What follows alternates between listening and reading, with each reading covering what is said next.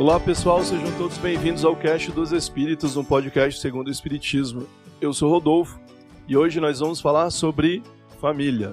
É isso aí, minha gente, nós vamos falar sobre família. E eu só tenho para dizer para vocês que ninguém é vampiro para só gostar de laços de sangue. Fala aí pessoal, eu sou Dayan e somos todos uma grande família, inclusive com direito a Agostinho Carrara. Bom dia, boa tarde, boa noite para quem está ouvindo aí. O Cast dos Espíritos em busca da família Doriana. Muito bem, vamos lá então. Hoje a gente está aqui prontos para gravar um episódio muito legal sobre relações familiares. A gente estava devendo um episódio aí que já tinha sido pedido lá na nossa página algumas vezes. Se você está nos ouvindo agora, não deixe de curtir a nossa página lá no Instagram. Além de compartilhar o episódio, caso você goste dele, por favor, mande lá pra gente uma sugestão, um comentário, faça suas perguntas lá no direct ou mesmo na postagem de lançamento do episódio. A gente também tem um canal no YouTube, né? A gente faz o upload dos áudios no YouTube e é mais comum as pessoas irem procurar por conteúdo espírita lá. Faça sua inscrição, receba os comunicados assim que os episódios novos forem lançados e ajude compartilhando aí no WhatsApp e nas suas redes sociais. Hoje quem vai dar o tom aqui da nossa discussão é a Jussara. Jussara, como vai ser o nosso episódio? Vai ser um episódio super bacana, super tranquilo, com muitas discussões profundas.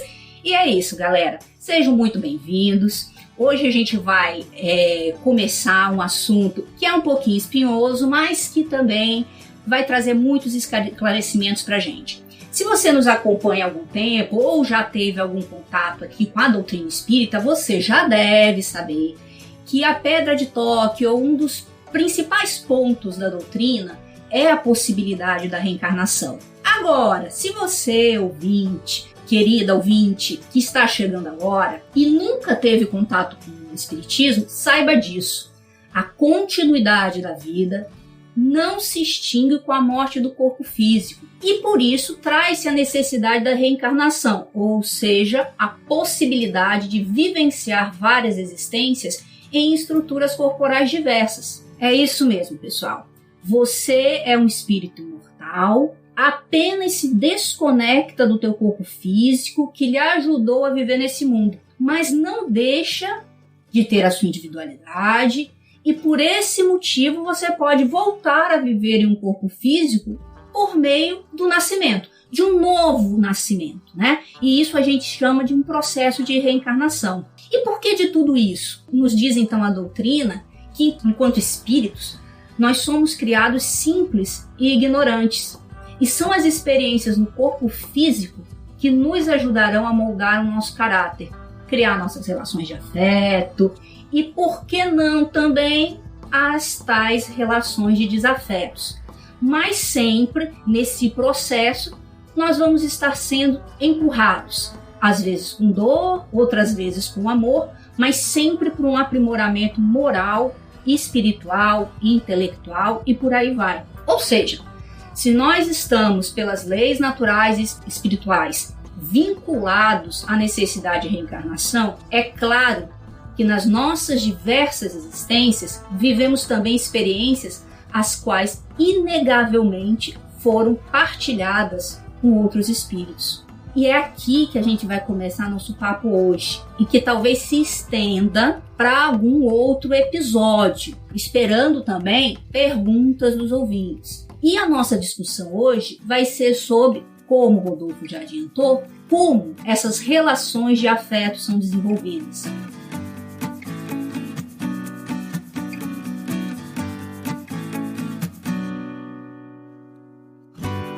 Nós estamos condicionados a nascer entre um grupo pré-determinado de espíritos? É isso que acontece? Ou o que nos une é menos uma questão de cálculo ou métrica, numa corrida por uma perfeição, e mais uma ligação por laços de compatibilidade mental e moral? Bem, e se for essa última opção, ou seja, de que nos vinculamos por compatibilidade mental e moral, se essa opção for a que melhor explica nossas relações afetivas, podemos continuar dizendo que a família é apenas o vínculo de parentesco ou o vínculo sanguíneo?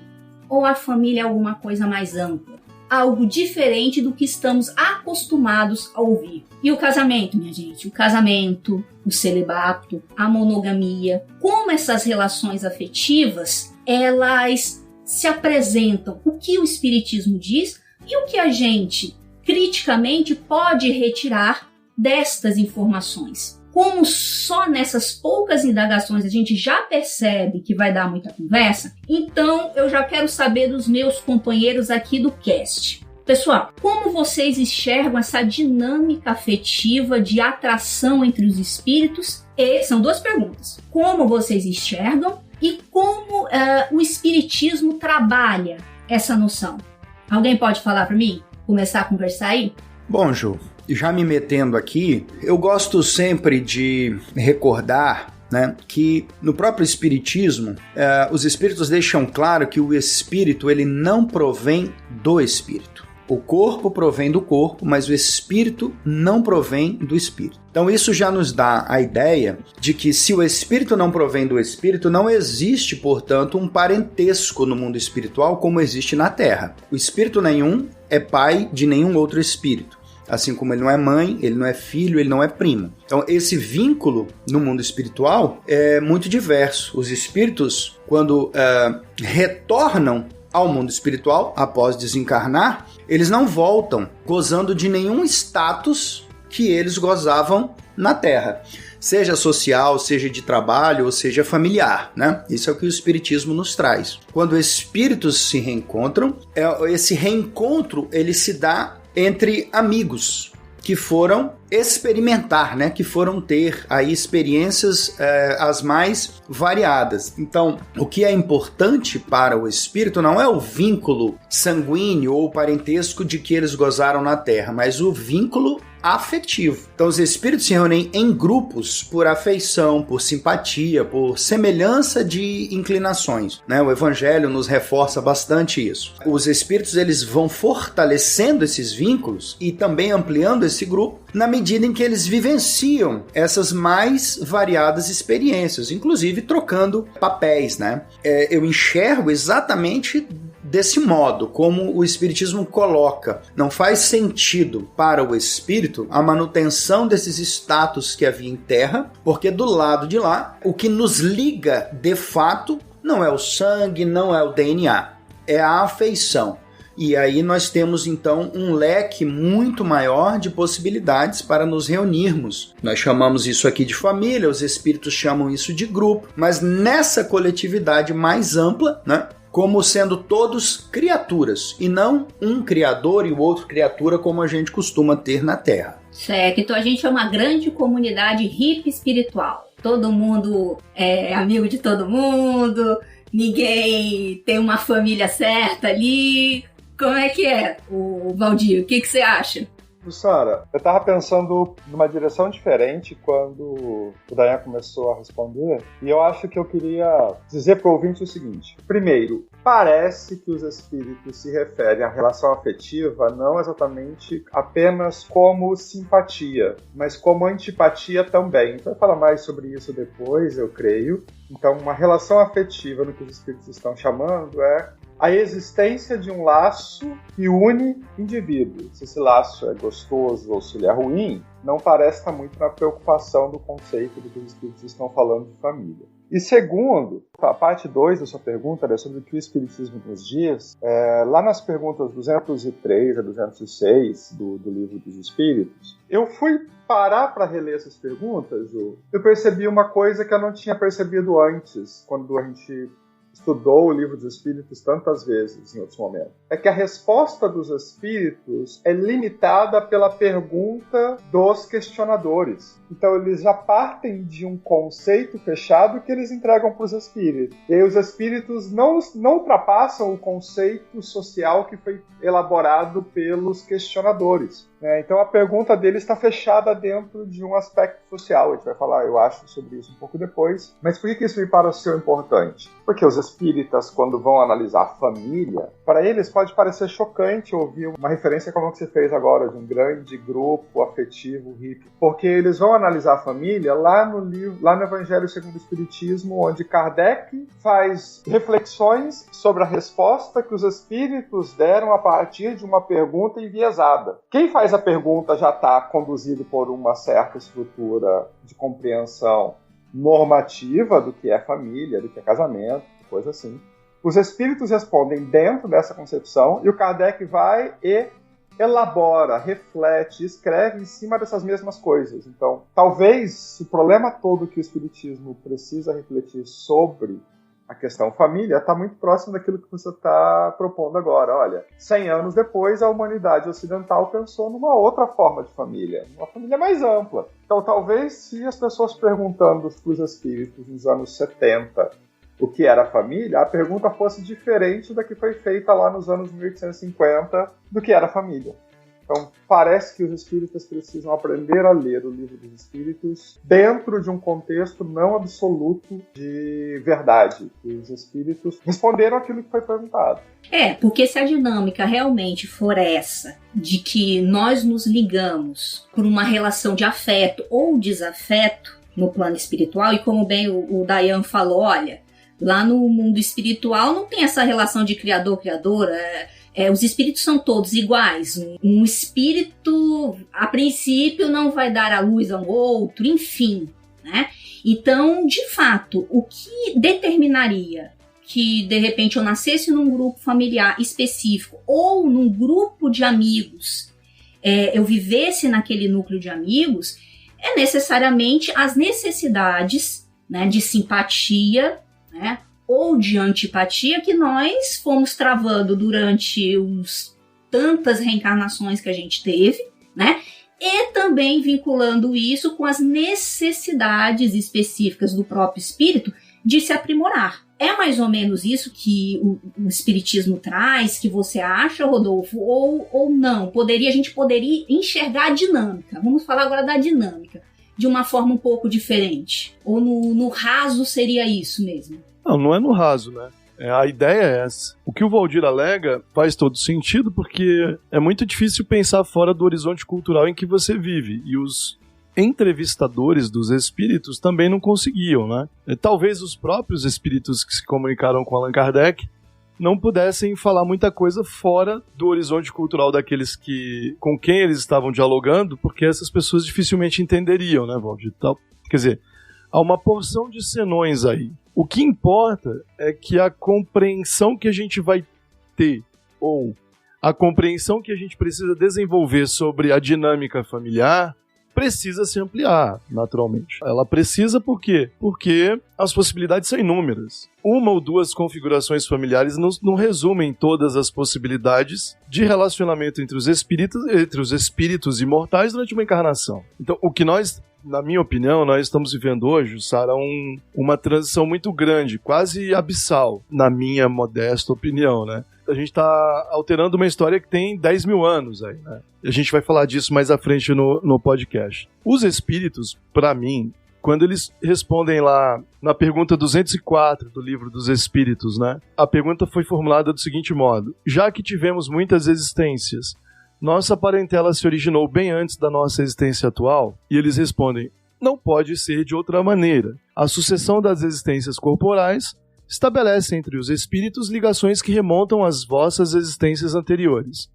Daí, muitas vezes, as causas de simpatia entre vós e alguns espíritos que vos parecem estranhos. Tem muita coisa aqui, tem muita informação numa pergunta só. Mas o fato é que espíritos não sendo pais ou mães uns dos outros, né, na essência. Nenhum de nós é pai ou mãe na essência, nem nenhum de nós é filho ou neto ou sobrinho na essência. Pensando desse modo, o laço que une cada um de nós só pode ter, por essência, o afeto ou desafeto, o amor ou o ódio. E aí a gente é obrigado a ter que se desprender dos horizontes culturais nos quais a gente foi formado, né?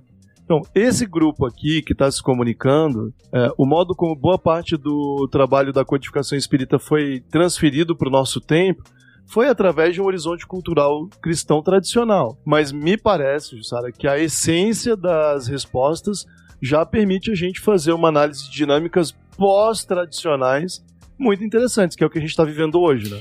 Mas e assim, como a gente sabe que tem essas ligações afetivas, você diria para mim que, de certa forma também comum, ou seria mais normal nessa dinâmica, a gente nascer sempre no mesmo núcleo? E vamos falar agora de uma coisa ampliada, como de família, tá? De grupo. Vou utilizar até a terminologia que utilizo no plano espiritual, né? Nós nasceríamos sempre no mesmo grupo, de família ou de amigos, e se isso for uma regra, vamos dizer assim, muitos casos, às vezes, a gente recebe relatos de pessoas que, de repente, sentem que não tem um pertencimento àquele, não só a grupos familiares, mas elas convivem num grupo de pessoas que, em tese, ela se obriga a ser amigo, obriga-se a ter algum tipo de relação, mas, de fato, de forma alguma ela se sente pertencida a esse grupo. Como é que vocês veem isso? Há uma certa, vamos dizer assim, uma certa frequência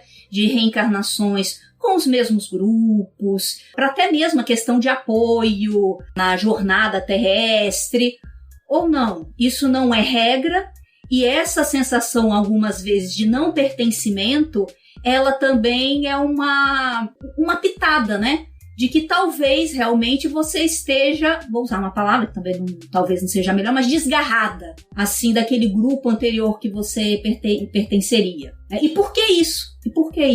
Então, a gente tem aqui na resposta dos espíritos, a gente tem o princípio. Como eu falei antes, aqui tá o eixo central em torno do qual nossas reflexões precisam girar. Agora, falando pragmaticamente, falando de sociologia espiritual, a gente consegue conceber opções quase infinitas. A literatura espírita que explora a configuração familiar ao longo das reencarnações, ela apresenta pra gente diversos cenários. Lembra lá no livro 50 anos depois, do Emmanuel, em que no final do livro eles têm lá uma discussão sobre o agrupamento familiar que precisa reencarnar? Lá naquele livro, a personagem principal não vai mais reencarnar. A jornada dela está encerrada. Enquanto os outros membros participam de uma reunião no mundo espiritual em que cada um começa ali, ó. Tá, eu vou reencarnar e você pai, a outra diz, você é a mãe. Tá, quem vai ser os filhos? Aí eles saem pegando as senhas, né? Aí, não, eu vou ser da segunda geração, eu vou ser da terceira. Parece repetir um modelo tradicional que é muito comum. Mas a gente tem um monte de outras obras em que os espíritos simplesmente chegam e dizem, olha, cansei disso aqui, preciso aprender coisas novas, vou para outro canto. Sociologicamente falando, é possível conceber muitos cenários. Eu diria que por hábito a gente vai ter uma tendência muito forte a repetir o que parece mais confortável, né? Então você está reencarnando sempre muito próximo aos espíritos a quem você se liga, por quem você tem simpatia, você tem afinidade. Agora, a gente pode acabar sendo forçado pelas circunstâncias a mudar. Daí vem esse sentimento de estranheza, de ter reencarnado longe demais das pessoas com quem você mais convivia e por quem tinha mais afinidade. Se a pessoa se sente assim, ela tem que colocar em primeiro lugar, no entanto, aquele ponto de vista de quem tem algo a aprender que é diferente, né? A gente normalmente vai ter que se desgarrar para aprender coisas novas. Então não tem jeito. Olha, Ju, sendo bem objetivo respondendo a sua pergunta, essa questão de nós nascermos sempre no mesmo grupo, eu diria que de regra sim, né? As informações que nós temos é essa, mas não necessariamente. Eu creio que sempre não seria a melhor palavra, né? Talvez a palavra mais adequada aqui fosse frequentemente. Nós frequentemente nascemos no mesmo núcleo afetivo. Mas, como há um imperativo, há uma necessidade de progresso do espírito, né? De experimentar, considerando também que existe todo um mecanismo de expiação, existe a necessidade de provas, do espírito optar por submeter a alguma prova, isso me parece muito claro que pode levar um espírito a reencarnar num grupo completamente desconhecido, para ter experiências outras, ou para se testar inclusive, né? Então a gente não pode bater o martelo de dizer por quê, mas seja qual for a necessidade que o leva a nascer num núcleo diferente, eu não tenho dúvida que ele pode sim, né, sentir-se deslocado, né, surgir aquele sentimento de não pertencimento, porque de fato ele não é, ou ele não está acostumado, ou não tem uma relação mais contínua e mais íntima com aquele grupo. Ele está ali temporariamente para vivenciar algo diverso, né? Seja para se testar, seja em virtude de alguma necessidade de expiação, uma necessidade para o seu próprio progresso. Então me parece que pode acontecer sem problema nenhum, e essa me parece ser uma explicação bastante razoável. Sentir-se realmente que não faz parte do grupo, porque de fato você pode não fazer parte desse grupo, mas estar ali é uma experiência que você precisa vivenciar e aproveitar da melhor maneira possível. E no final das contas a mentalidade deve ser essa que o Rodolfo trouxe, né? Deixa eu só fazer uma parte aqui, porque às vezes quem está nos ouvindo, né, dependendo da situação, né, você se sente de fato extremamente deslocado do núcleo, né? Ou você é uma pessoa mais expansiva, uma pessoa que tem ideias mais progressistas, e de repente você se vê ali num núcleo um pouco mais conservador, um núcleo mais fechado, ou então você tem gostos e sabores diferentes do que daquele núcleo familiar ou de quem o circunda tem. Mas apesar de tudo isso, eu acho que de fato é entender dessa forma como o Rodolfo colocou, né? Que tudo aquilo, de certa forma, é um momento de aprendizado.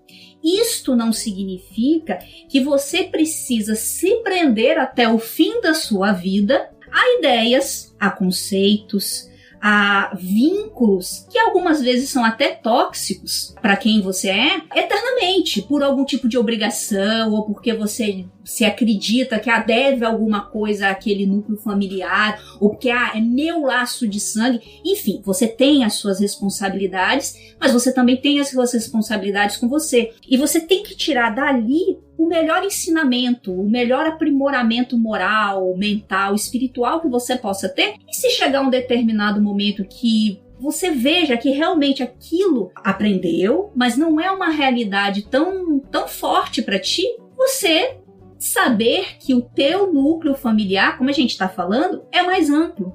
Não é necessariamente um laço de sangue. São amigos que você vai construir, são outras relações que você vai poder manter e por aí vai. Mas sempre tenha em mente isso, né? O local onde você vive, as relações que chegam até você, é uma construção, de certa forma, sua também. E que vai cooperar de alguma forma para o teu crescimento. O Rodolfo depois vai ter um trabalho grande na hora de publicar o episódio, porque tem uma bibliografia espírita falando sobre reencarnações em grupos familiares, que é bem longa até, né? Talvez seja um dos temas mais bem produzidos, eu acho, dentro da bibliografia de romances espíritas. Então, você tem a trilogia do Jesus Gonçalves, você tem a trilogia da Ivone, você tem uma quantidade imensa de livros da Mariluza Vasconcelos, contando a história dela e do grupo de espíritos que tem reencarnado junto com ela por uns 2000 anos ou mais. Para quem está pensando nessa questão que você propôs, do renascer fora do próprio grupo familiar, você tem um livro que é muito legal, que são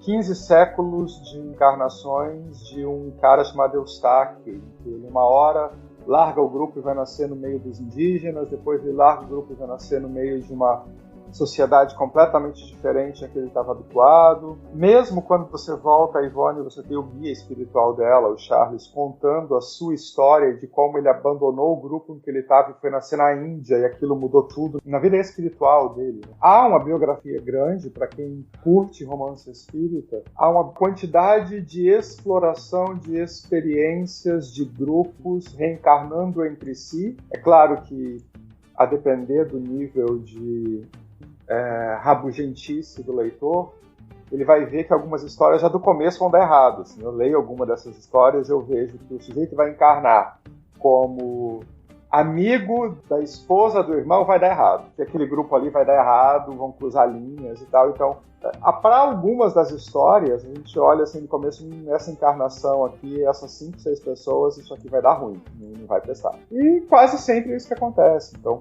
acho que o ouvinte e leitor vai ter um bom tempo se divertindo com histórias de grupos reencarnando.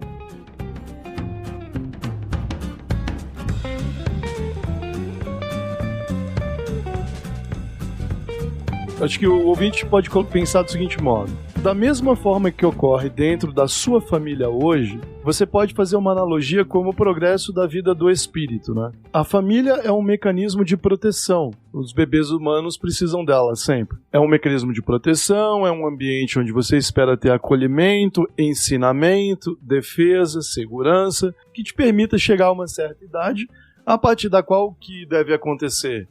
Você deveria pular para fora do ninho, adquirir outras experiências e ir para mais longe, abrir novos horizontes. Espiritualmente, algo assim também acontece. A gente precisa, é bom que a gente tenha um grupo ao qual a gente possa se filiar, porque pelo afeto a gente se protege e se ajuda, trocando papéis, mudando a configuração, mas a gente está sempre ali num ambiente de confiança. Mas chega a hora em que aquele grupo já não vai ter mais o que é necessário para a gente continuar andando para frente. As experiências ali ficaram limitadas no tempo, de certa forma. O espírito é imortal e a evolução não acaba. Então vai chegar a hora de ir atrás de novos aprendizados. Novas virtudes, novos saberes, novas experiências, que só novos grupos, novos contextos, novas culturas, novos papéis vão nos ensinar. Então, é esperado que o espírito consiga, a partir de um certo momento da sua jornada, desenvolver autonomia para continuar nesse processo de autoconstrução da sua própria identidade, né? Os espíritos, lá na pergunta 205, dizem para o Kardec que o espírito não tem raiz, né? Trocando em miúdos, né? Eles dizem, olha, a importância que vocês atribuem à genealogia é fruto do orgulho. O que vocês precisam entender é que, sendo imortal, o espírito precisa desenvolver fraternidade por todo mundo. Então, se hoje o sentimento de estranheza, às vezes até de revolta, bate no coração de alguém que esteja nos ouvindo com relação ao seu grupo familiar, é muito importante um processo de autorreflexão espiritual. Estamos numa jornada em que qualquer vizinho nosso é um irmão de caminhada, né? Em que qualquer pessoa que esteja habitando nesse planeta é um candidato a ser o nosso próximo sobrinho, tio, vô, vó e etc, né?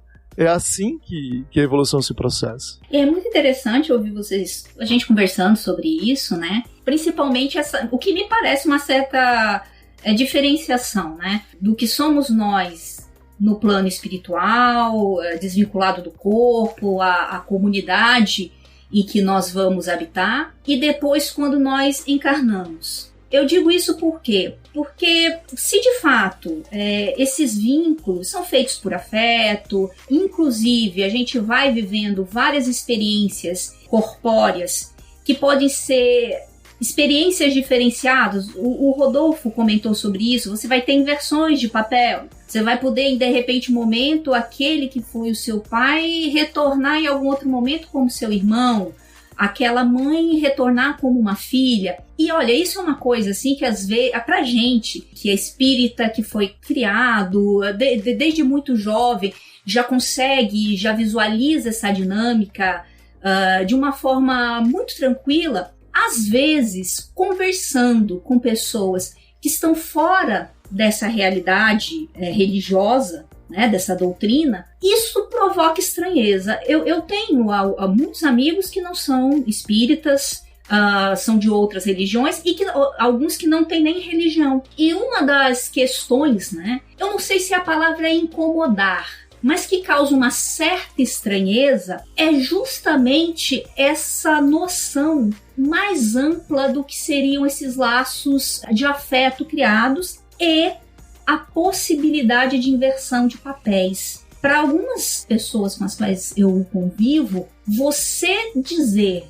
por exemplo, olha, hoje aquela sua filha pode retornar em um outro momento, numa outra vivência, no papel de esposa, isso causa não só uma estranheza, mas em alguns casos, eu digo, causa uma certa repulsa nessas pessoas. Se, enquanto espíritos, a gente não tem delimitado essas relações sociais estabelecidas, pré-estabelecidas, enquanto encarnados nós temos uma sociedade nas quais essas relações elas estão, de certa forma, bem estabelecidas. E esse incômodo ele fica ali, né, latente, principalmente com essa parte do espiritismo, né, do que essa dinâmica ela oferece para a gente. O que vocês poderiam falar para os ouvintes sobre isso?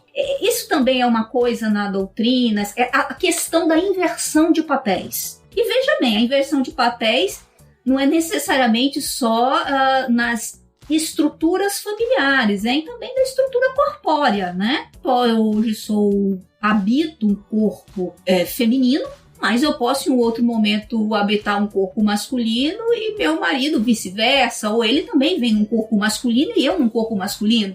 E aí? Não posso ter nenhuma relação de afeto com ele? Como é que fica essa situação? Complicado, né, Juju? Para as pessoas fora do espiritismo, isso realmente é uma coisa mais... é bem estranho. Acho que o ponto principal aqui é o prisma pelo qual a gente enxerga o tempo. Se nós formos olhar sob o prisma do homem ou da mulher encarnado, com os valores, né, terrenos, esses valores patriarcais, realmente vai parecer assim. Se eu só tenho essa minha visão terrena do que é uma família tradicional, partindo de um núcleo entre um homem e uma mulher, se eu tenho toda essa construção e aí depois alguém me dá uma informação de que se eu desencarnar, a vida não acaba aqui e que num próximo momento pode haver uma inversão desses papéis em que eu, na verdade, não serei mais filho da minha mãe, mas marido da minha mãe, as pessoas realmente, se forem a fazer uma análise apenas com esse conhecimento terreno, né, do mundo físico, vão achar realmente uma coisa absurda. Mas sob o prisma de quem tem algum conhecimento um pouco mais amplo sobre essa dinâmica do mundo espiritual, aí a gente já encara de uma outra forma. Como eu disse ali atrás, o parentesco, né, carnal, ele se baseia no sangue, né, no DNA. Mas esse é um vínculo que ele se rompe com a morte. Acabou o corpo físico, acabou o parentesco. E isso não tem, a partir do momento que eu desencarno e vou para um plano espiritual, isso não tem aplicação, isso não tem serventia. Não há sangue, ou melhor dizendo, o sangue ou o DNA não significam nada no mundo espiritual. O espírito, ele não provém do espírito. Então essa alternância de papéis familiares atende, na verdade, um imperativo da lei do progresso. Porque é isso que vai permitir ao espírito vivenciar um grande número, né, de experiências que vão ser fundamentais para o seu aprendizado e para o seu crescimento. Então me parece que, embora haja realmente uma estranheza, uma dificuldade, ela reside na falta de conhecimento, uma ignorância a respeito dessas bases, desses fundamentos do espiritismo. Mas aí, confesso, a gente não tem muito o que fazer, né? Você não tem como tirar a ideia da pessoa se não for realmente explicar de uma forma mais detalhada esse mecanismo. Só falar, porque tem reencarnação, acontece isso e isso. As pessoas realmente vão ter dificuldade de compreender e aceitar isso, né? Às vezes eu fico pensando também que essa nossa noção de progresso moral, espiritual, ela também perpassa também com um desenvolvimento de melhores habilidades emocionais e afetivas no quesito de amor mesmo, né? Porque um amor que você tem, que você desenvolve por um pai, por uma mãe, por um filho, pelo homem ou a mulher que você ama, são diferentes, são formas de amar diferenciadas. E que talvez essa possibilidade de inversões, ela também propicie, de certa forma, essa experimentação e desenvolvimento de habilidades amorosas diferentes do que a gente está acostumado. De você, nesse momento, eu tenho uma relação de amor com meu marido, que é uma relação específica, mas que lá na frente, talvez, em um outro papel, eu possa desenvolver uma relação afetiva mais maternal, mais profunda de uma outra forma. Enfim. para que o ouvinte não tenha dúvida, biologicamente, casamento entre pais e filhos e entre irmãos é um risco, porque você aumenta a chance de doenças recessivas aparecerem. Bom, inclusive, em algumas religiões você precisa de autorização especial para casar com primo e tal. Não é disso que nós estamos conversando aqui. Ninguém aqui está incentivando ou desincentivando, enfim. Nós estamos certos sobre o risco biológico de um casamento intrafamiliar quando essa família é consanguínea. Mas o que a gente está conversando aqui é sobre o aspecto do espírito como indivíduo lançado na existência. E aí eu estava, enquanto o Dayan estava fazendo seus comentários, eu estava me esforçando para me recordar de algum livro espírita que tenha trazido uma história de reencarnação que fizesse essa mistura de pais nascendo como cônjuges de filhos, alguma coisa assim. Não encontrei. Na minha tentativa de lembrança, há frequentemente, Jussara, a história de marido voltando como mulher, voltando como terceiro, como irmão daquela pessoa que ela amava. Mas 2 irmãos, por exemplo, nascendo para se casarem,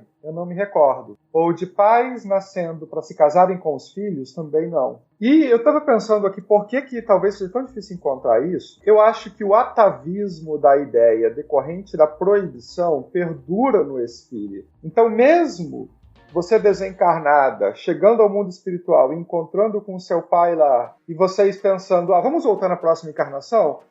Vamos sim, pai. Então, você vai vir minha esposa? Eu duvido que você desencarnada agora, conversando com seu pai lá, chegaria a esta possibilidade de conversa, porque o nosso atavismo cultural nos limitaria a essa visão. Eu não sei se qualquer um de nós teria essa conversa tranquilamente, de eu sentar e conversar com meu pai, quer voltar meu marido na próxima encarnação? Eu vou ser sua esposa? Eu acho que não funcionaria essa conversa. E o que meio que é curioso para mim é que provavelmente essa ideia mais arraigada de uma proibição moral, taxativa, insuperável de casamento intrafamiliar é muito mais nova do que a gente espera, eu acho. Os espíritas adoram um livro do Emmanuel chamado A Caminho da Luz, que o Emmanuel conta de 4 grandes grupos que vieram reencarnar na Terra e ajudar na povoação, etc. E ele diz que o mais evoluído desses grupos reencarnou no Egito na época dos faraós. Aquela civilização toda que encarnou ali. O casamento intrafamiliar, especialmente na família real, era comum. Normalmente, na verdade, não era comum, era a regra. Tanto que os faraós provavelmente tinham problemas genéticos por se casarem com as irmãs, com as mães, com gente dentro. Os espíritas dizem que aquele era o grupo mais evoluído que já passou pela Terra e que já foi, inclusive, embora para os céus do paraíso espírita. E ali a ideia de um casamento intrafamiliar era perfeitamente comum. Parece que a nossa ausência de referências a este assunto dentro do espiritismo é um legado da nossa história, do nosso aculturamento dos últimos 20 séculos, menos, talvez 17, 18 séculos. O que torna muito difícil para a gente, inclusive, discutir desencarnado essa alternativa. Então, assim, rapidinho, que nosso tempo está avançando, obviamente, Valdir, obviamente, o horizonte cristão tradicional não nos permite falar muito disso. Esse é um problema faz muito tempo, já é um problema antigo, O Santo Agostinho, na Cidade de Deus, ele tira uma onda com esse assunto, Ele fala primeiro sobre a reencarnação em animais, que era um paradigma da antiguidade, e ele diz assim, olha, um sujeito chamado Porfírio achou ridículo que a pessoa pudesse reencarnar como uma mula e carregar no próprio dorso o filho que teve e que continua vivo no mundo. Aí ele preferiu substituir essa ideia por uma outra, a de que você, pai do seu filho, possa desencarnar e reencarnar filho do seu pai e ser carregado no dorso dele, E ele ridiculariza as duas ideias. Então, obviamente que para o cristianismo tradicional, a alma nascendo com o corpo no momento da concepção, sendo filho genético do pecado de Adão e tendo que ser redimido para o juízo final, depois sendo salvo e viver na eternidade, a reencarnação é um esdrúxulo em qualquer ponto de vista. Também na antiguidade, parte desse problema era resolvido assim, levava 1000 anos para você reencarnar. Foi assim que Platão definiu lá no Mito de Er na República, Então, os antigos conviviam com várias soluções para esse problema. Uma delas era reencarnar em animais, depois mais tarde, quando essa ideia perdeu, digamos assim, hegemoneidade, né, se transformou em intervalos muito longos para a reencarnação que seriam necessários para substituir o próprio laço da existência anterior. Nós é que trouxemos um problema mais complexo para a mesa. A sociologia do espiritismo trouxe um problema muito mais complexo, que é esse. É o fato de a gente desencarnar, ter consciência e já planejar uma reencarnação para dali a, 10 ou 20 anos. Com pessoas muito próximas de nós em que a gente acabou de viver juntos, né? Eu não me lembro também, em textos da filosofia antiga, sobre esse problema da dinâmica familiar, viu, Jussara? Acho que isso é um tópico interessante para ser discutido. Mas finalizando aqui esse comentário, eu penso que uma das dificuldades, e o Dayan está certo nisso, além do horizonte histórico tradicional do cristianismo, é que a gente não faz muita ideia da integralidade da consciência do espírito imortal desencarnado. A gente sabe que a gente desencarna com a consciência da última encarnação, até a forma do corpo espiritual da última encarnação, o que faz a gente pensar que a gente vai estar agindo como Rodolfo, Jussara ou Valdir por muito tempo. E talvez isso não seja verdadeiro. Talvez a gente, ao longo do tempo que a gente passa desencarnado, a gente acabe recuperando memórias mais antigas e, inclusive, passando a ter uma identidade espiritual desencarnada diferente da que a gente teve agora. Eu sou pai da Alice, mas talvez eu tenha sido filho dela. Talvez nós dois tenhamos sido casados. Talvez a gente tenha sido irmãos, primos. E talvez, quanto mais tempo eu passe desencarnado, mais a memória dessas outras identidades venham a aflorar e a minha identidade espiritual desencarnada seja um mix disso tudo. E aí, a lembrança de ter sido pai dela não seja tão presente ou não seja tão definidora da minha identidade, diminuindo em muito o impacto dessa reflexão, entendeu? Talvez a gente desencarne, vamos supor que nós 4 desencarnemos juntos num acidente, olha só, hein? Aí a gente chega do outro lado e, porra, dessa vez a gente foi amigo, vamos voltar a ser irmão? Ou, na verdade, o Jussara sai, vai para outro canto, vai pra China que eu vou pro Paraguai, entendeu? Não sei. Mas o fato de a gente ter uma identidade hoje que parece ser muito definitiva é algo puramente deste mundo. As nossas identidades são muito mais complexas do que a gente imagina. Não, eu achei, olha, isso sensacional, porque realmente é isso. A gente tá imaginando que eu desencarno e eu sou só Jussara. De repente, a experiência mais marcante, a mais forte, a mais que de fato eu vivenciei toda a minha essencialidade foi de uma sacerdotisa egípcia, celta, sei lá, entendeu? Quem diria uma coisa dessa, né? Quem você, né, Valdir? Jamais, né, Valdir? Quem poderia imaginar? Nunca. De repente foi isso, cara. E essa é a minha identidade. E a gente fica se pegando nessas situações. De fato, é muito interessante esse ponto que tu tocou.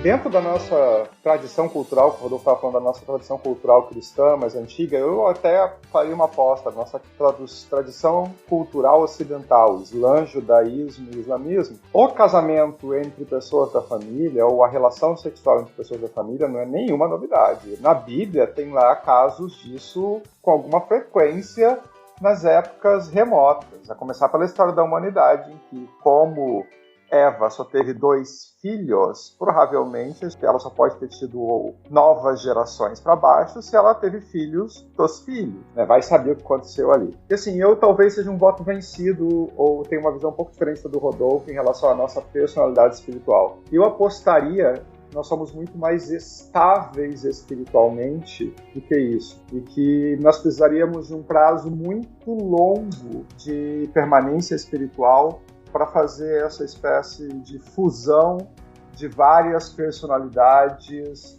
de outras encarnações emergirem e se mesclarem com quem nós somos hoje. Porque no fundo, para mim pelo menos, eu já sou fruto de ter sido uma mulher na encarnação anterior, um homem, um doente, um paralítico, etc.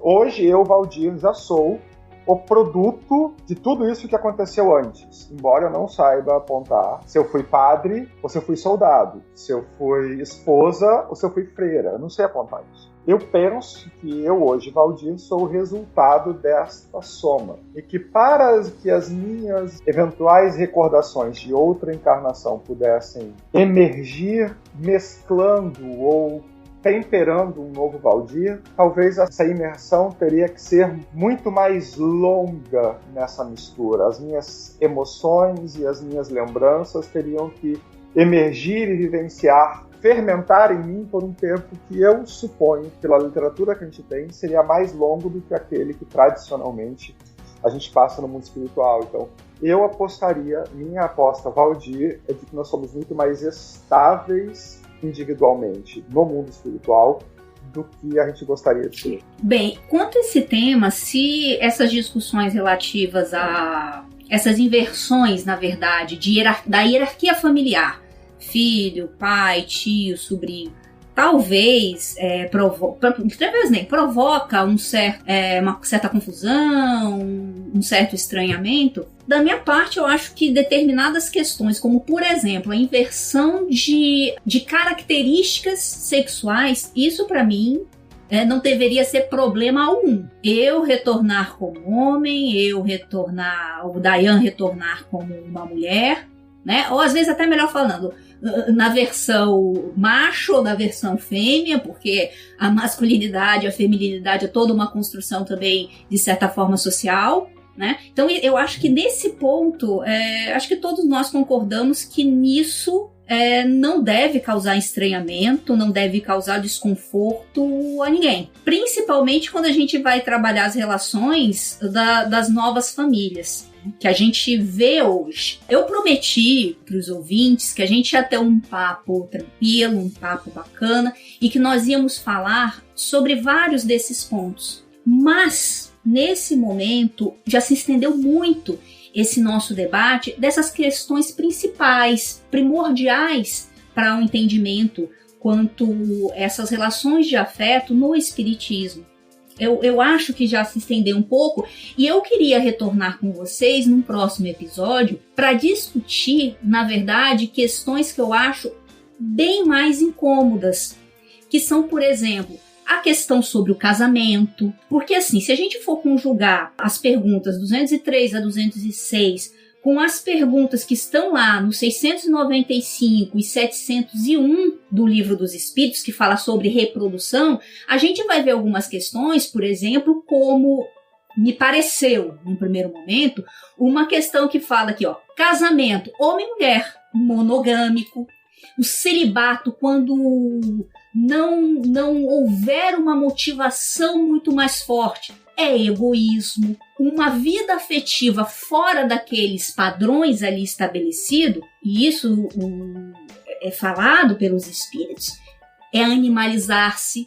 E aí a gente vai partir para algumas discussões sobre a questão do poliamor, e as famílias plurais, e as famílias que existem casais do mesmo sexo, pessoas que de certa forma não incluem na sua vida afetiva as relações sexuais. Elas estariam sendo egoístas. E família? A família é só um homem e uma mulher? Ou a família ela pode ser algo mais estendido? Então eu acredito que esse tipo de discussão ele vai render mais pra gente, e aí eu queria voltar num outro momento conversando com vocês sobre isso. E agora no finalzinho, eu só gostaria de ouvir vocês falando sobre um ponto bem significante para mim de tudo que nós conversamos agora. Se o espiritismo ela traz essa perspectiva mais ampla sobre a família, tudo que a gente já conversou aqui, que os grupos de espíritos, eles são mais amplos, diferentes do seu pai, mãe, irmão, tio, sobrinho, vovô, periquito e cachorrinho e gatinho, se ele é algo muito mais amplo do que isso, de que forma esse entendimento diferenciado, ele afeta na postura moral que nós podemos ter em relação aos outros? Eu fiz aquela brincadeira no começo, dizendo, a gente vive num grande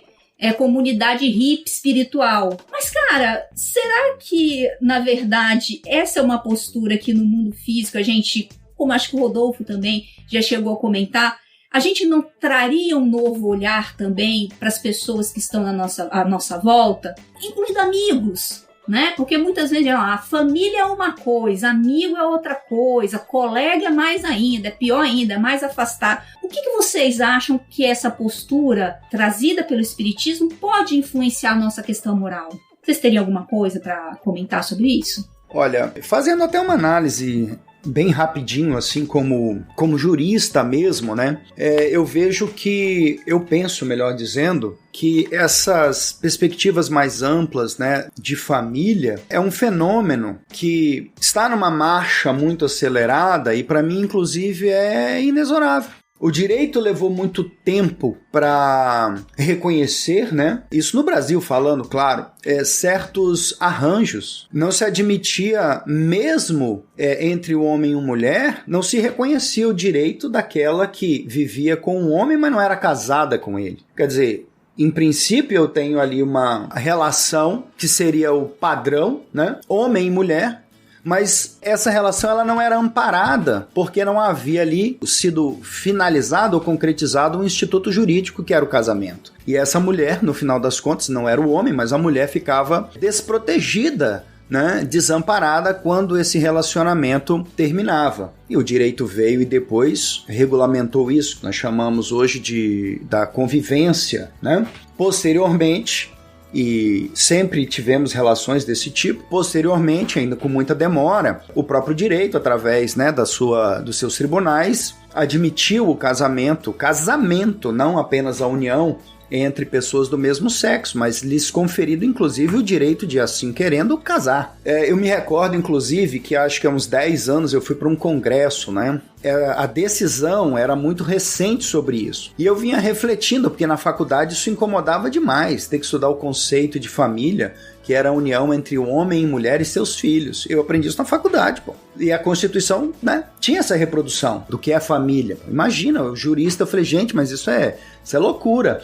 E aí nesse congresso, como já havia sido reconhecido, né, a possibilidade da união entre pessoas do mesmo sexo, era uma espécie de convivência, não era o casamento. Eu lembro que eu perguntei do palestrante, eu não vou lembrar quem era agora, se nós já havíamos quebrado a barreira do gênero, eu podia ter uma união entre pessoas do mesmo sexo. Então acabou a barreira do gênero. O que justificava, então, a manutenção da barreira do número? Ou seja, já era válido a união entre pessoas do mesmo sexo, mas só podia ser 2, ou 2 homens e 2 mulheres. Falei, tá, mas o que justifica essa restrição do número? Por que isso, né?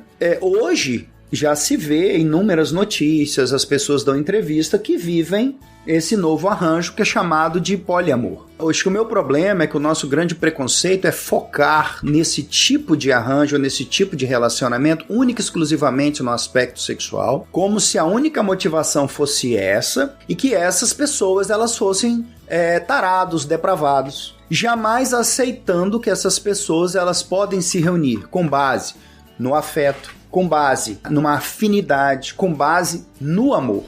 E que o Espiritismo, convenhamos, coloca exatamente esses mesmos valores ou esses mesmos sentimentos como sendo aqueles sobre os quais é construído o verdadeiro laço de família. Então, a meu ver, restringir essas experiências ou proibir que as pessoas se liguem por laços afetivos, né, em virtude do seu gênero ou com base no seu número, eu não consigo encontrar um fundamento filosófico, um fundamento biológico capaz de impedir isso. E não me parece que um fundamento moral resida no próprio Espiritismo. Nós vamos tratar isso mais à frente, como a Ju já falou, questão de casamento e tudo. Há certas manifestações no Espiritismo que para mim são incoerentes com os fundamentos do próprio Espiritismo, como eu acabei de colocar. Ju, na sua proposição final eu tenho algo bem menos elaborado, bem menos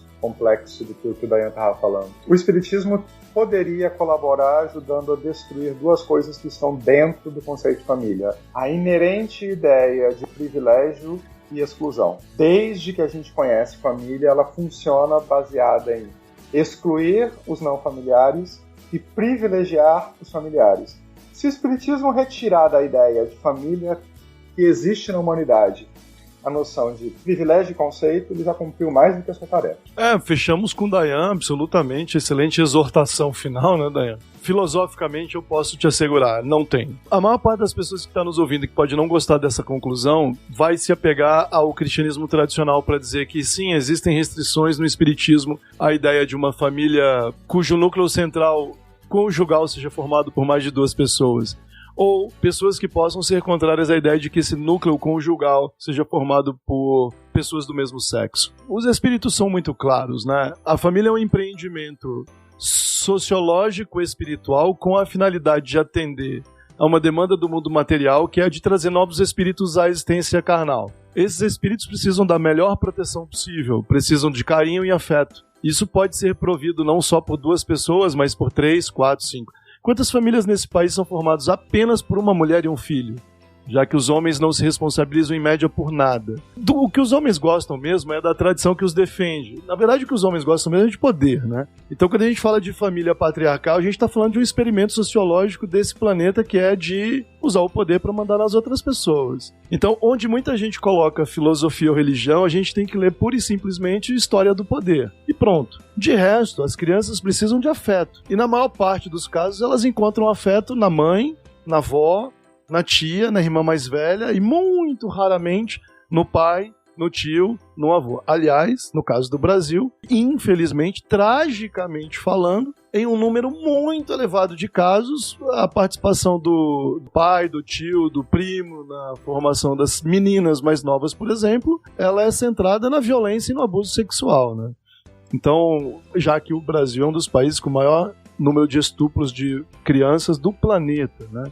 Bom, mas deixando isso de lado, sem dúvida, quando a gente olha para a perspectiva de reencarnar, qualquer um de nós que se colocasse diante desse contexto e pensasse, bom, preciso voltar, você ia começar pela busca de uma mãe ou de um grupo de companheiras que pudesse te proteger desde o começo desse conjunto enorme de ameaças que, infelizmente, ainda se define nesse planeta. Então você seguramente escolheria, se possível, 2 ou 3 mulheres para começar e não apenas uma, né? E talvez partisse em busca de um homem para ajudar nesse processo apenas secundariamente. Então, isso é uma realidade. Isso é uma realidade estatística. Não há sociologia contra a estatística nesse caso. E aí, espiritualmente falando, que a gente precisa de afeto. E onde for possível encontrá-lo, melhor. Então, os espíritas ainda estão apegados ao cristianismo. Os espíritas brasileiros, fortemente arraigados ao cristianismo tradicional, ou vão ter que abrir as suas mentes, ou vão ter que passar ainda muito tempo em choque contra a realidade histórica que está mudando. E nós somos a favor não só dessas mudanças, mas nós somos a favor não apenas normativamente, ou seja, as coisas devem mudar, mas a gente também precisa simplesmente abrir os olhos para algo que não depende da nossa opinião. Mas as coisas estão mudando e vão continuar mudando. Não importa o que a gente pense. Então, famílias formadas por um núcleo conjugal de pessoas do mesmo sexo ou por mais de 2 pessoas não é algo que depende mais da nossa opinião. Precisa do nosso esforço conjunto para fazer com que o mundo seja menos preconceituoso e menos violento diante dessas mudanças. Quando a gente olha para crianças que crescem em núcleos familiares formados por 5 ou 6 mulheres, elas não são menos capazes, porque cresceram em volta de 2 tias ou uma avó, né, e 2 irmãs, do que aquelas que foram criadas por um pai e uma mãe numa família tradicional. Em resumo, eu diria que se o nosso próximo episódio for soar polêmico para alguém, é muito importante que esse ouvinte se prepare, na verdade, para abrir um pouco mais os olhos para a realidade em que a gente vive. E aí, espiritualmente, a gente precisa abrir os olhos para um leque de oportunidades que vem pela frente, né? Quem sabe o futuro nesse planeta seja formado não por laços conjugais, mas por uma fraternidade sem muros. Você falou, Jussara, em quebrar a barreira do gênero, e o Dayan falou em quebrar a barreira do número. Tá aí, né? Tá aí na nossa porta, hein? Em muitos países mais desenvolvidos desse planeta, inclusive moralmente, já é muito comum que as pessoas cresçam em comunidades onde o laço de proteção seja formado por um grupo social muito mais amplo e às vezes assumido pelo poder público, inclusive. Uhum. Compartilhado, né? Muito. Extremamente compartilhado. São experiências que já acontecem em países mais desenvolvidos, mas se a gente olha para a antiguidade, a gente só chegou até aqui porque comunidades mais bem estruturadas se organizavam para proteger crianças, independente do laço sanguíneo. E é interessante você comentar porque as comunidades tradicionais, muitas das comunidades tradicionais que alguns livros espíritas ainda tendem a definir como pessoas que não são civilizadas, isso e aquilo. Isso. Muitas dessas comunidades sempre tiveram essa criação compartilhada de suas crianças. Sempre, e foram muito bem-sucedidas. E você pegou leve demais, né? Muitos livros espíritas chamam de selvagens e continuavam chamando por muitas décadas, né? E essas sociedades têm índices de felicidade e de sucesso para fazer com que você reencarne nelas e cresça saudável do que a nossa. Então a gente tem muito que aprender ampliando os nossos horizontes, né? E eu só, para terminar, estou falando muito de crianças, porque, bom, a gente vai falar disso no próximo episódio, né? A gente precisa reencarnar. Ah, mas eu não quero ter filhos. Você não precisa ter filhos. Mas o fato é que a gente precisa de afeto compartilhado para obter sucesso na reencarnação. Então, você querendo gerar uma criança ou não, você querendo se responsabilizar diretamente pelo cuidado de uma criança ou não, qualquer cidadão responsável vai ter que se responsabilizar, né? Portanto, por compartilhar afeto e cuidado, da forma que for, né? Isso a gente pode fazer de muitos modos, a gente vai falar isso na frente, e não só com relação a bebês humanos, mas com relação aos animais e etc. Afinal, né, Dayan? Famílias diferentes hoje em dia já é o quê? Você, seus 2 cachorros e um periquito, um papagaio e o gatinho, né, Dayan? Mãe e pai de pet. Oh, meu Deus. Ou de planta, não é mesmo? Não é mesmo? Mas esse aí é um tema complicado, a gente vai tratar depois. Porque como bem falou o Rodolfo, gente, a vida tá aí e se você ficar parado, ela vai te atropelar. Não estamos discutindo sociologia, estamos observando fatos, né? Sim, que não são ruins. Tudo vem para melhorar. Rodolfo, contigo, encerramento. Não, legal. A gente fez uma coisa de fazer episódio mais curto, mas não tem jeito. O tema, acho que só esquentou agora. Se a gente ainda tivesse mais 1 hora, estaria tranquilo, né? Beijo pra todo mundo. Não se esqueçam aí da nossa página no YouTube. Tô fazendo esforço para fazer o up dos episódios antigos lá. Compartilha com o pessoal. O podcast ainda é uma mídia crescendo no Brasil, então ajudar aí o pessoal em casa a entender melhor como funciona o acesso aos agregadores, né? A compartilhar o acesso ao agregador da sua operadora, que vem no aplicativo do seu celular. Mas a gente também tem o nosso site. Você pode entrar lá, baixar todos os episódios para ouvir offline. Não consome muitos dados. O legal do áudio é que ele consome muito menos os seus dados de internet do que os vídeos do YouTube. Então, deixa uma mensagem pra gente, um direct, compartilhe se você gostar. Beijo para todo mundo, nos vemos na próxima. Tchau, tchau, gente. Até a próxima. Alô, galera. Grande beijo. Até lá.